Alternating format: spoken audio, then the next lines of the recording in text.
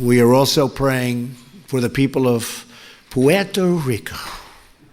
We love Puerto Rico. Aquí con lo más reciente sobre el huracán María. Lamentablemente, las noticias no son las mejores. Continuamos con malas noticias esta noche. No es fácil. Ahora son vientos de 175 millas por hora. Se ha fortalecido María. Lo encontró así el avión de reconocimiento y lo informaron en ese boletín de las 7 de la noche. Más bien, cada hora nos están ofreciendo las coordenadas y nos actualizan en cuanto al viento. Estamos hablando de vientos sostenidos de 175 millas por hora. Y mantiene la trayectoria trazada, mantiene el movimiento hacia el oeste-noroeste a razón de 10 millas por hora este sistema, por lo que no hay cambios tampoco en la trayectoria. Claro, la trayectoria se actualiza en el boletín de las 11 de la noche. A las 7 de la noche en la latitud 16.9 grados norte, 64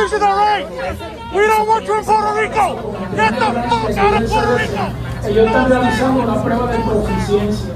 Nosotros nos reunimos, entonces tan pronto ellos estén listos.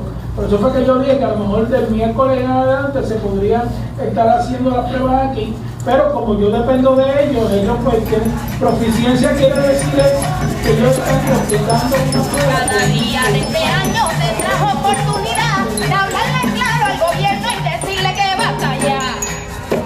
Coro, paraliza, que nos imponen recortes a toda prisa. Paraliza.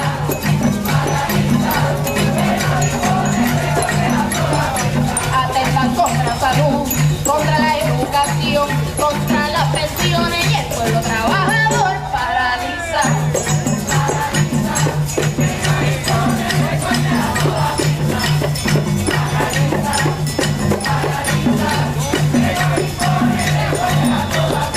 Levántate y paraliza. No le crean la sonrisa, levántate y paraliza. No son buenos por ir a misa. Detén carretera, detén autopista. Pega tu pancarta y verbaliza. Llama a tu gente y moviliza. My name is Raul Morris, one of the co-producers, co-creators of this project called Criptomonedas para el Pueblo. It's an educational project that we've been working on for the last almost 2 months, although it's been in our minds for the last maybe year and a half. I want to mention Alejandro, I want to mention Shaggy, I want to mention Felo, I want to mention Paco, I want to mention Roberto, Louis, Julian. This initially started off as a friends' conversation about the possibilities of things we could do with the crypto technology, with the blockchain, with the ledger, with teaching the Puerto Rican community. And I mean the Puerto Rican community, I'm talking about the average Joe, what crypto is, how crypto works, and how they can benefit from the technology and how it's going to affect their lives. We really expect this to happen. We are 4 years post the hurricanes, so the destruction of the island was very bad. I think a lot of people in the world saw what happens, Category 5, and the infrastructure. I'm talking about the electricity, I'm talking about roads, I'm talking about schools, I'm talking about housing, I'm talking about tons of stuff was really devastated. We can compare ourselves to Katrina, we can do a lot of stuff, but we're not going to go there. This project has a lot of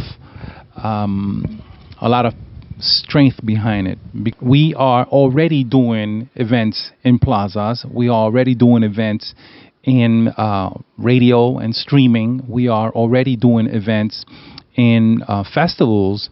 And we're about to start the schools. We have the means. We have the people working behind this. And I want to mention the main strategies. We have a 10-point educational system that we've been doing already at the plazas and other areas. We have developed the strategy to film the documentary so we can export eventually, and we can also educate locally, that using areas where we can present the documentary on Criptomonedas para el Pueblo, the project, educational project. We are going to start using sound trucks These are very typical during election year.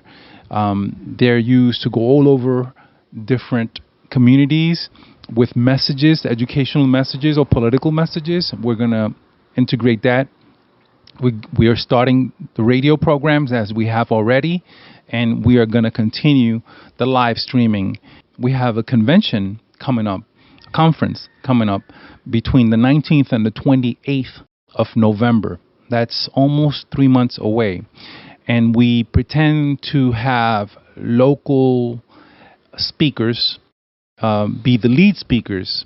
I think that's awesome. And, we have found a lot of wonderful people that are and have been working already on the island. We expect to have at least 10 to 15 local speakers and open the area to international speakers. Obviously, we want international influence. We want to learn. We want to be able to learn from the best. And we know that there's a lot of people out there, that being in Central and South America and Africa and the United States and Europe. So we're making that shout out right now. So anyone who is interested. I didn't mention the 10,000 plus earthquakes that we have had. I didn't mention the COVID devastation economically, and that's not just Puerto Rico, that's worldwide. So right now we're experiencing super inflation, which means that there's scarcity in the supermarkets, and there's tons of rise in prices, huge unemployment. All of this stuff is part of what's happening around the world. We know that.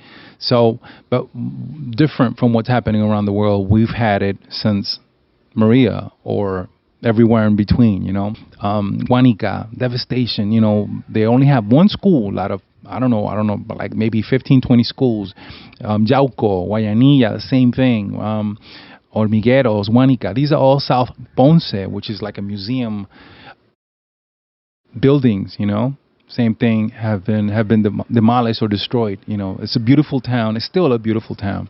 So what we want to do is invite people not just to come here and tour our beautiful island, our beautiful archipelago, but also be a part of the activities where we're going to be helping people rebuild, clean, construct, open pathways, put ceilings, solar power, that kind of stuff. And that's going to be part of the plan. That isn't just, you're not just going to visit the beaches. You're going to visit the beaches and you're going to be part of helping the community somewhere, wherever the event that will be, that particular day of that particular week, before the weekend of the conference, 26, 27, and 28.